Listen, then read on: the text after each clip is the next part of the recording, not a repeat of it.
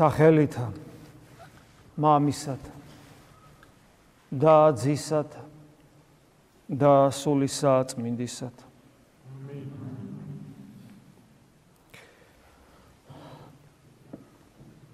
ჩვენ ქრისტიანები და ვფიქრობ ეს ჩვენი ერთგვარი ხვედრია, შეიძლება ასე ითქვას, ვიმყოფებით რა ამ სამყაროში. ჩვენ ქრისტიანები განვიცდით პერიოდულად სხვადასხვა სიხშირით ან მუდამ ერთგვარ გაორებას. გაორებას, რომელიც კიდევ ვიმეორებ გარდაუვალია ჩვენთვის, ქრისტიანებისათვის, განსაკუთრებულად ქრისტიანებისათვის, თუმცა ზოგადად ადამიანის ხვედრია ეს, როგორც იმ ღვთის ხატი და მსგავსი არსებისა, რომელიც ცოდვით დაეცა და აღმოჩნდა ამ სამყაროს ტყვეობაში. ის ფაქტი, რომ ადამიანს ხო სულთან ერთად ხორციც აქვს, რომელსაც თავის საჭიროებანი აქვს ამ სამყაროში, რომელიც ერთგვარ ანტაგონისტურად არის განწყობილი სულისადმი, როგორც პავლე მოციქული ამბობს, რომ სული და ხორცი ერთმანეთის მიმართ საბრძოლველად არიან განწყობილი და იბრძვიან. და ეს ყველაფერი ცოდვით დაცემის დროს შემდგომ მოხდა, დროს და შემდგომ მოხდა. ჩვენ მემკვიდრენი ვართ. ხორცი, რომელსაც ძალიან ბევრი რამ აქვს ისეთი, რაც ადამიანური არსებისათვის, როგორც ღვთის ხატი და მსგავსი არსებისათვის უბრალოდ უხერხულიც კი არა, მაგრამ ჩვენ ეს ყველაფერი გვაქვს. თვითონ ეს ფაქტი უკვე მოწმობს იმაზე, რომ თუ ადამიანს სურს სულიერად იცხოვროს, აუცილებლად მას ექნება დისკომფორტი საკუთარ თავთან. ეს ძველ აღთქმაში კარგად არის გამოხატული, როდესაც ადამი და ევა ცოდვით დაეცემა, ერთ-ერთი პირველი, რასაც ისინი გააკეთებენ, შესამოსელს იკერავენ ქმნიან ლეღვის ფურცლებისაგან. რატო დაჭირდათ ეს? იმიტომ რომ საკუთარ თავთანა ეს დისკომფორტი იგრძნეს, გაუცხოება საკუთარ თავთან, რაც მანამდე მათ არ ქონდა. და ეგ იწყება ეს კონფლიქტი სულისა და ხორცის. შემდგომში წერია, რომ ტყავის სამოსლები მისცა მათ ღმერთმა. ტყავის სამოსელი ნიშნავს, რომ აი ეს ბუნება, რაც ჩვენ გვაქვს, უხეში, ცხოველური, მიდრეკილი იმისაკენ, რომ დაემონოს სხვადასხვა ვნებებს და ცხოველის პირუტყვის ცხოვრებით იცხოვროს. თუმცა აქვე ყოველთვის ვამატებ ჩვენ, რომ ჩვენ თქვათ გარკვეულ ილუზიებში არ წავიდეთ სულთან დაკავშირებით, რომ სულსაც თავის საკმარისი პრობლემები აქვს დაცემულობიდან გამომდინარე, იგი დემონური მიდრეკილებების არის და ის ცოდები, როგორც არის სიამაყე და მსგავსი, მისგან გამომდინარე ყოველივე ეს სწორედ სულის თვისებებია. ასე რომ არც ერთი აკლებს, არც მეორე, მაგრამ როცა ადამიანი სულიერ ცხოვრებას იწყებს, რა თქმა უნდა, პირველ რიგში მას ეს სულის მოთხოვნილებები აქვს, მას მის სულს, როდის იწყებს ადამიანი სულიერ ცხოვრებას, როცა მას მოშივდება და როცა იგი ხორციელი განძღომით, ხორციელი განცხრომით ვერ კმაყოფილდება და სულ რაღაც აკლია, როცა დისკომფორტი აქვს საკუთარ თავთან, საკუთარ სინდისთან და ასე შემდეგ და აი მერე იწყება სულიერ ცხოვრება, ანუ სული თავის ასე ითხოვს, მიუხედავად მისი დაცემულობის. მაგრამ ღვთის განგებით ისე მოხდა, როგორც წმინდა მამები გვასწავლიან, რომ ეს ტყავის შესამოსელი ადამიანისათვის ცხონების ერთ-ერთი იარაღად გადაიქცა.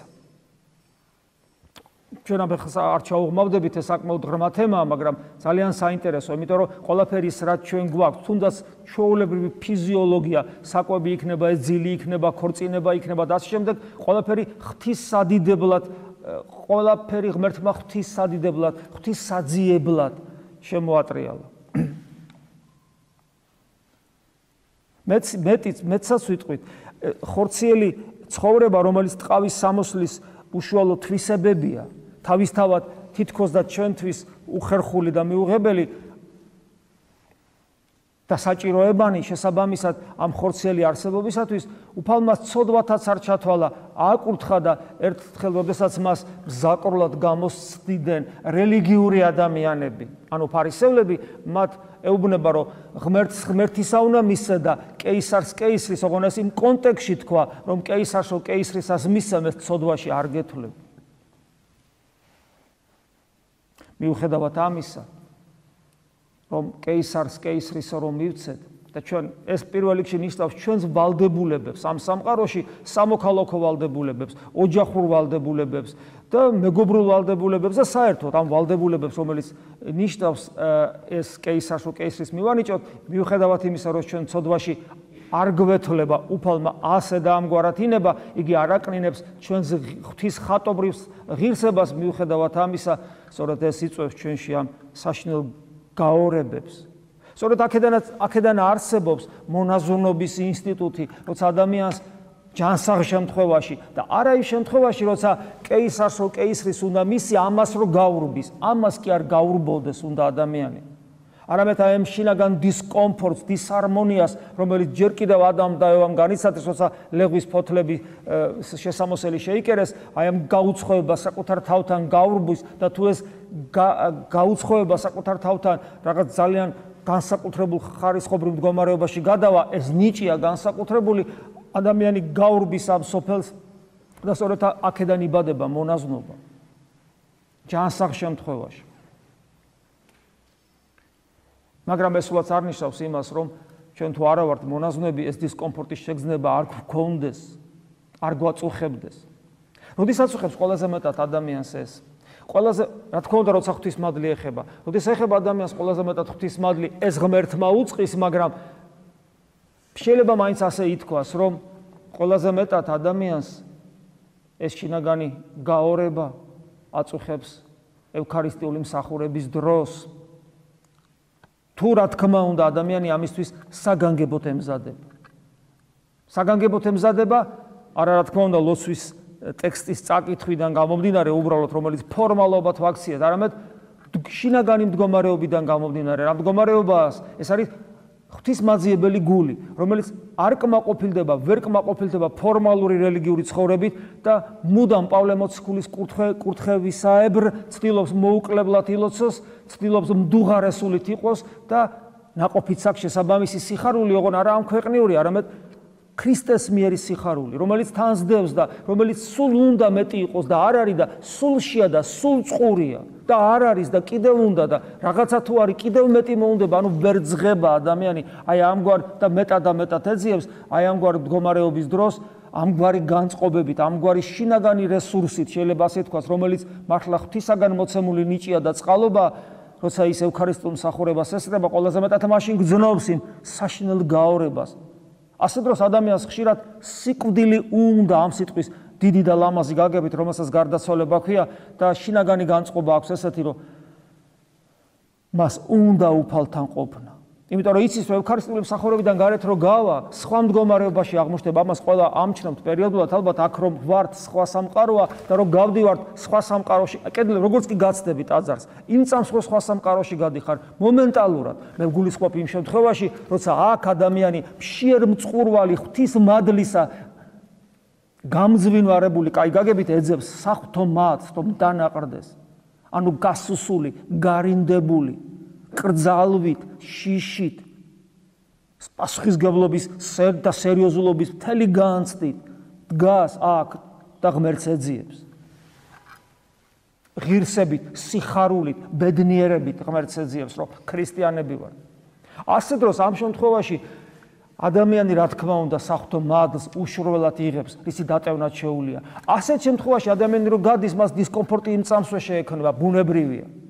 მაგრამ თუ ასე არ არის და თუ აქ ადამიანი იცლის გონების გაბნევისათვის, ჭორაობისათვის, კლუბური შეხვედრებისათვის, ლაპარაკისათვის, არასერიოზული ქცევებისათვის, რაც სამწუხაროდ ჩვენს ეკლესიებში, საქართველოს მართლმადიდებელი ეკლესიის ტაძრებს და სატაძრო მსახურებას გულისხმობ, რაც ასე ძლიერად გავრცელებულია. რა თქმა უნდა, რა უნდა იგზნო, რა მდგომარეობაში ხარ, იგივე მდგომარეობაში გადიხარ, არაფერი არ იცვლება შენ შემთხვევაში.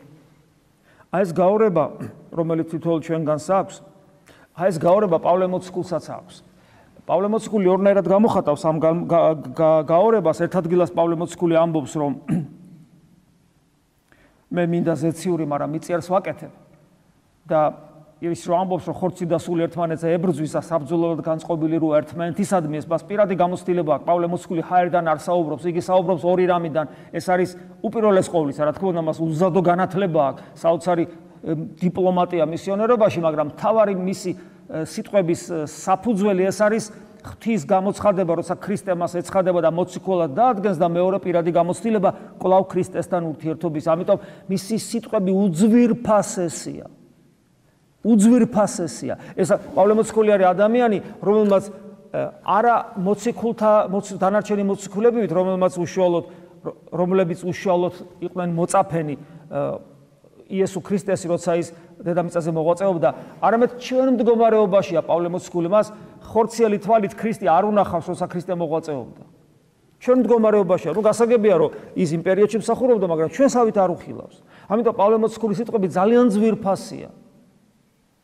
მისი ყოველი სიტყვა კიდევ მეორე პროგრამას ეფუძნება, ეს არის უშუალოდ გამოცხადებები ქრისტესი და პირადი გამოცდილება ქრისტესთან ურთიერთობისა. ამიტომ აი პავლე მოციქული არის ადამიანი, რომელსაც ჩვენ სულდა ვეკითხებოდეთ, აბა როგორ არის, აბა ამიხსენი, მაჩვენე, დამანახე, განმაცდევინე ის, რაც ჩვენ დაინახე, განიცადე, რაც ჩვენ დაინახე. და პავლე მოციქული იმიტომაც გვეუბნება რამდენჯერმე წმინდა წერილში, რომ მომბაძეთ მე როგორც ქრისტეს ვბაძავ. და ის გვეუბნება, რომ მინდა ზეციური და მიწიერს ვაკეთებ. არ არის გაორება, არის გაორება. პავლე მოციქულთან არის გაორება.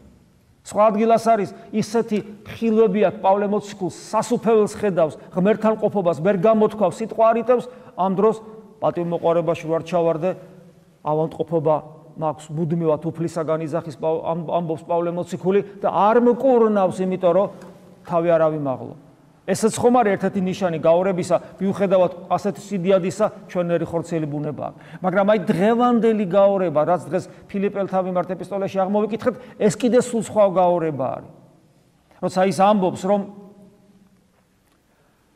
გული მეტყვის, რომ წავიდე უფალთან, მაგრამ მე საჭირო ვარ აქ თქვენთვის და უფალი მას გარკვეული პერიოდი კვლავ ტოვებს. აი ესეც გაორებაა. ნახეთ, და ეს ერთი რამ არის საინტერესო, რომ მას მართალია დიდი სურვილი აქვს ქრისტესთან ყოფობისა, გული მეუბნება, რომ გავიდი ამ ქვეყნიდან, ჩემი სურვილია ეს. სხვა ადგილას იტყვის, მე მომელის გვირგვინი სიმართლისა, მაგრამ ამავე დროს პავლე მოციქული ამბობს, რომ მაგრამ უფლის განგებულებით საჭირო ვარ მე თქვენთვის და ვარ აქ. ნახეთ, რა საოცრებაა პასუხისგებლობა, როცა ადამიანი ხორციელად, სულიერადაც და ხორციელად სწორად ცხოვრობს, მისი ამ ქვეყნიური ცხოვრებაც როგორი ეს გაორება არის მის შიგნით, არჩევანიდან გამომდინარე, რომ მას ქრისტე უნდა, მაგრამ მეორე მხრივ მისი ამ ქვეყნიური საქმეების როგორი სათნოა ღვთისათვის, იმიტომ რომ ის ღვთის გულისათვის, ანუ ღვთის კურთხევით რჩება ისე. და ამ დროს ისევ საკუთარ თავს რო შევხედავთ და ჩვენ გაორებებს, ჩვენი გაორებები სამწუხაროდ ასეთი არ არის.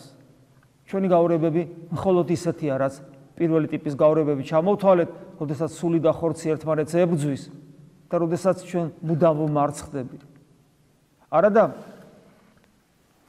პავლე მოციქული ისევ ფილიპელთა მიმართ ეპისტოლეში, რაც დღეს აღმოვიკითხეთ, როგორ ამბობს, რომ ჩვენ არ უნდა შევწხვეთ, რომ მოვახდინოთ მის სიტყვების პერიფრაზირება, არ უნდა შევწხვეთ, რა გაგებით არ უნდა შევწხვეთ, არ უნდა შევწხვეთ როგორც ქრისტიანები. ქრისტიანის სხვა ქმნილება, ქრისტიანი არ არის ჩვეულებრივი ადამიანი. ის ქრისტოცენტრული არსება, ის ლიტურგიკული არსება. ის ეკლესიის ცოცხალი უჯრედია, ის ქრისტეს სხეულის ნაწილია. კიდევ ვიმეორებ, ის ახლად დაბადებული არსება, ეს ახლად დაბადებული ადამიანი, ეს არის სხვა ქმნილება, ახალი ქმნილება. ეს არის ქრისტიანი. არ არის ქრისტიანი ჩვეულებრივი ადამიანი. მაგრამ სამაგეროდ ქრისტიანი ის ადამიანია, რომლისათვისაც მთელი სამყარო შეიქმნა, როგორიც უნდა იყოს ადამიანი. ქრისტიანი არის ადამიანი, რომლის პირველ სახე თავად ღმერთია ადამიანად მოსული. ჩვენ ქრისტეს მსგავსნი ვართ ყველანაირად, ხორციელათაც მათ შორის. ამიტომ როცა საუბარია, რომ ადამიანი მსგავსია ღვთისა, აქ ხორციელ მსგავსებაზეც საუბარია. იმიტომ რომ მართალია ქრისტე ადამის მერე მოვიდა, მაგრამ ადამი შეიქმნა ქრისტეს მსგავსად, როგორც წმინდა ნიკოლოზ კავასილა გვასწავლის. მე უნდა მიუბაძო მას, მე მისნაირი უნდა გავხდე და ეს ჩემი სახელი ქრისტიანისა უდიდესი ღირსებაა ჩემთვის. ხო და არის ეს უდიდესი ღირსება და მიუხედავად ამისა, რომ ეს ჩემთვის უდიდესი ღირსებაა, მე ვხედავ ჩემ მდგომარეობას.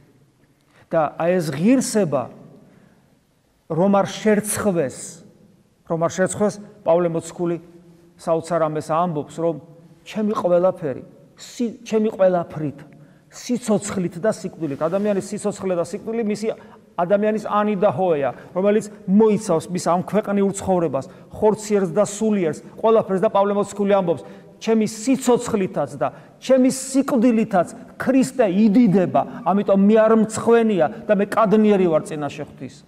არის ეს მაგალითი ჩვენთვის. მონაზვნებისთვის ხოლო ღმერთმა დაგვიფაროს ყველასთვის.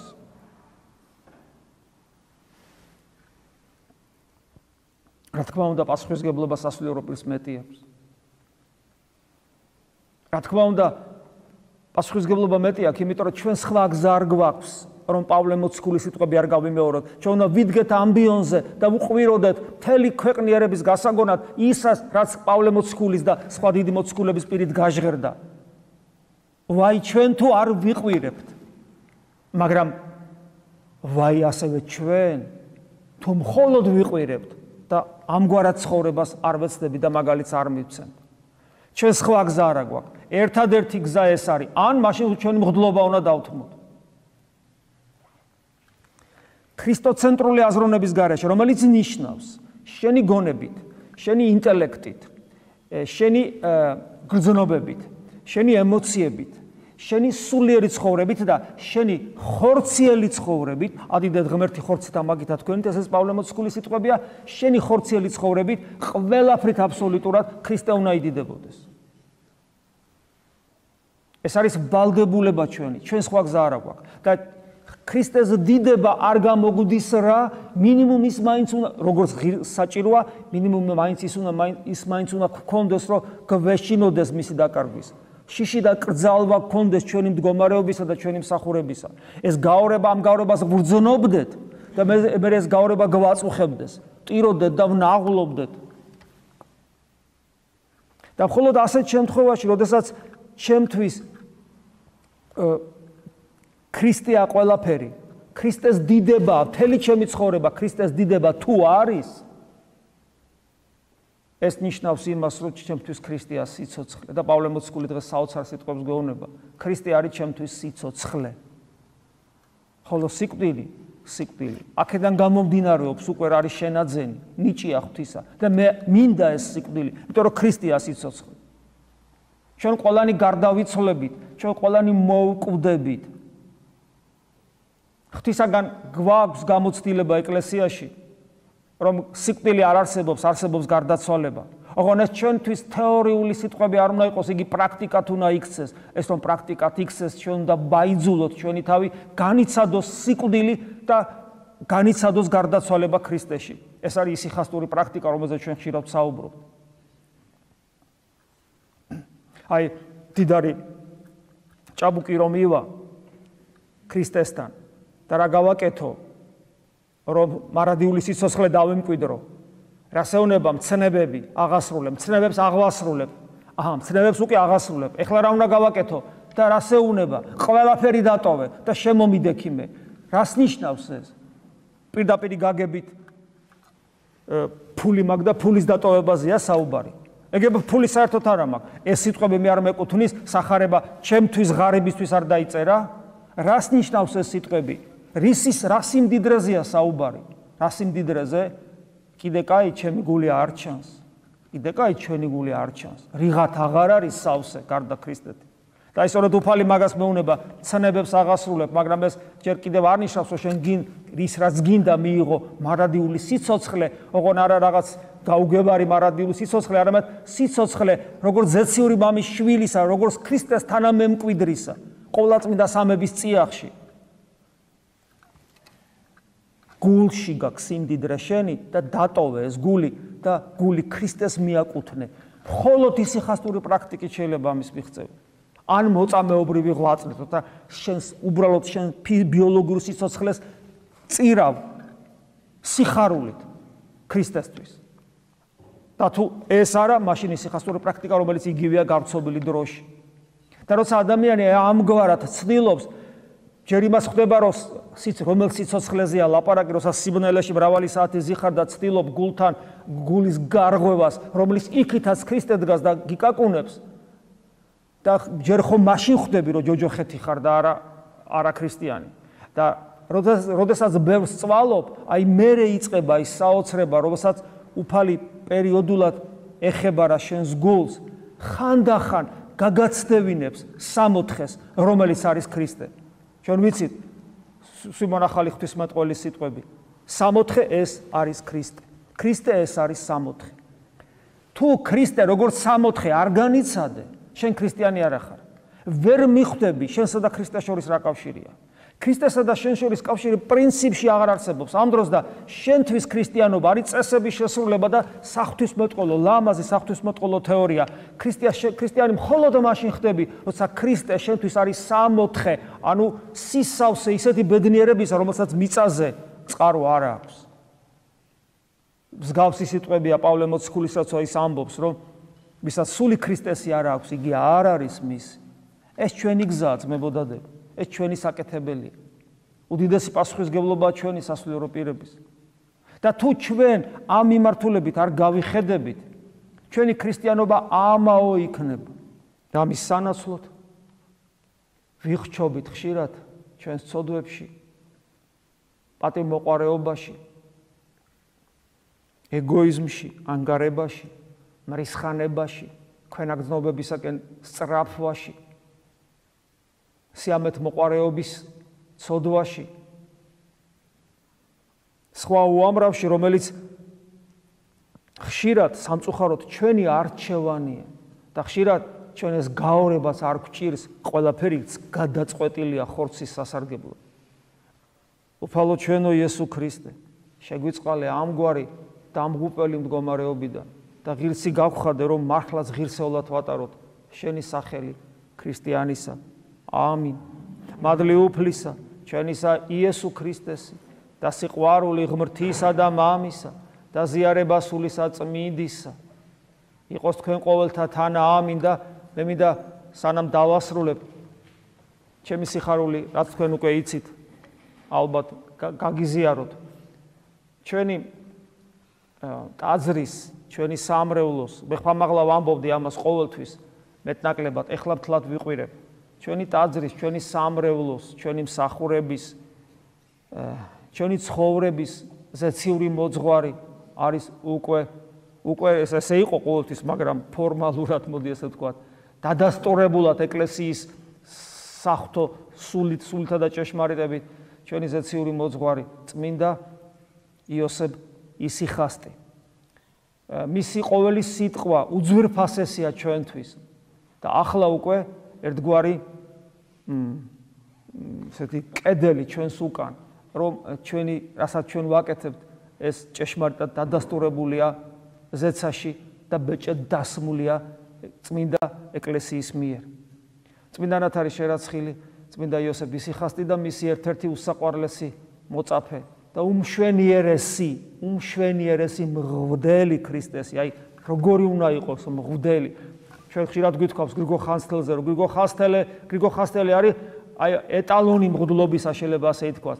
ოღონდ გრიგო ხანძთელი ძალიან დიდი ხანი იყო და ყოველთვის აქ ადამიანს საცდური, რომ აი მაშინ კიდე შეიძლებოდა ქრისტიანობა, ანუ ეს სულელური აზრია მაპატიეთ ასეთი გამოთქმისათვის, მაგრამ მაინც შეიძლება მოგვივიდეს ამგვარი სისულელე თავში, მაგრამ აგერ მე-20 საუკუნეში იყო ერთიცა და მეორეც.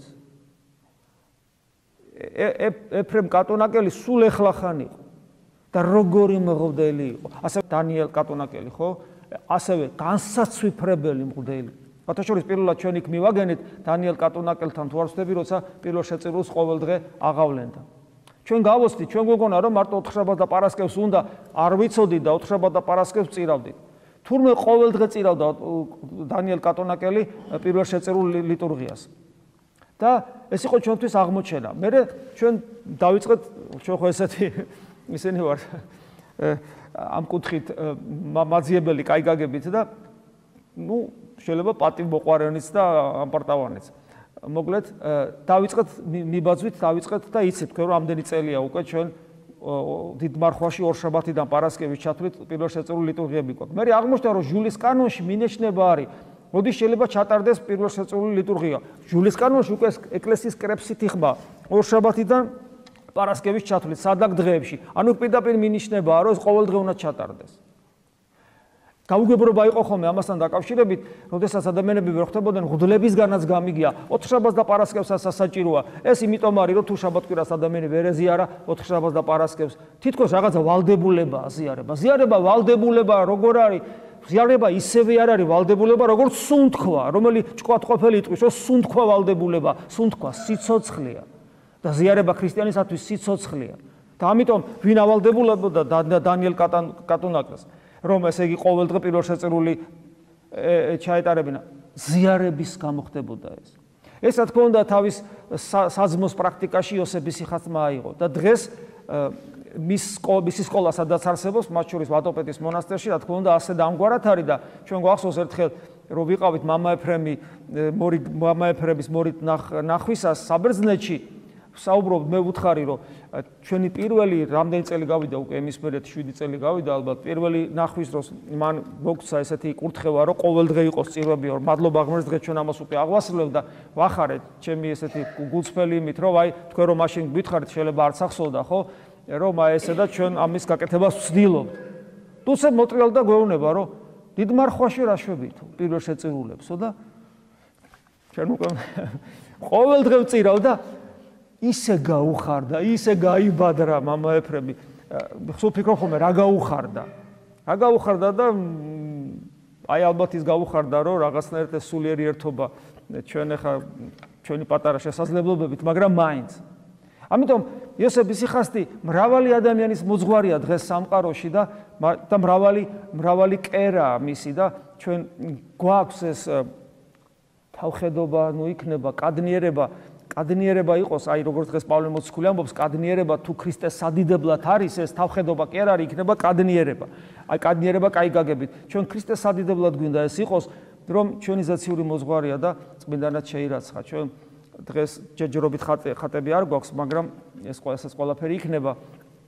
გამოვაბრძანეთ მათი სურათები და იცით რომ მეუფე ათანასე ლიმასოლელმა, როცა ვიყავით მასთან, ჩვენ გადმოგცა წმინდა ნაწილები სერტიფიცირებული მისი ხელმოწერით, სწორედ წმინდა იოსების სიხასტის და წმინდა ეფრემ კატუნაკელის, რომელიც ჩვენ გულთან არის ყოველთვის და დღეს დავაბრძანებთ, რომ თქვენ მათ ემთხვიოთ. კიდევ ერთხელ გილოცავთ ამას, მე არ მეგულება ადამიანი, რომელსაც დღეს უყვარდეს გონიერი ლოცვა და არ უყვარდეს იოსების სიხასტი. მე არ მეგულება ადამიანი მას უყვარდეს ხშირი ზიარება, როგორც იგივე წმინდა ნიკოლოზ კავასილა ამბობს, ხშირ ერისკაცი წმინდა ნიკოლოზ კავასილა, ერისკაცია სუხას უსვამს, ხშირად უნდა ვეზიაროთო და მას არ უყვარდეს იოსების სიხასტი და მისი საძმო, მისი სკოლა გამორიცხულია, იმიტომ რომ ამით გამოირჩევა ეს საძმო დღესაც, აი ათონის თაზე შეიძლება ერთ ადგილას მიხვიდე და არ ეზიარებოდნენ კვირა დღესაც კი და დღესასწაულებსაც კი ბერები და ამ დროს მისი სკოლა სადაც არის იგივე ვატოპეტის მონასტერში ყოველთვის ზიარებიან და სხვა სკოლები სადაც არის ამერიკაშიც არის კიპროსეს და ჩვენთანაც მისი სკოლა თუ არ ჩამოგვერთება კადნიერებაში, მაგრამ კიდევ ვიმეორებ, ეს არ არის თავხედობა, იმიტომ რომ ღვთის წინაშე ვამბობ გულწრფელად, ეს არის ქრისტეს სადიდებლად, მხოლოდ და მხოლოდ, რომ ყველაფრით და იმითაც რომ ჩვენ ვამბობთ რომ იოსების სიხასტი ჩვენი ზეციური მოძღვარია, ამითაც იდიდებოდეს ჩვენი უფლის იესო ქრისტეს სახელი. ამინ.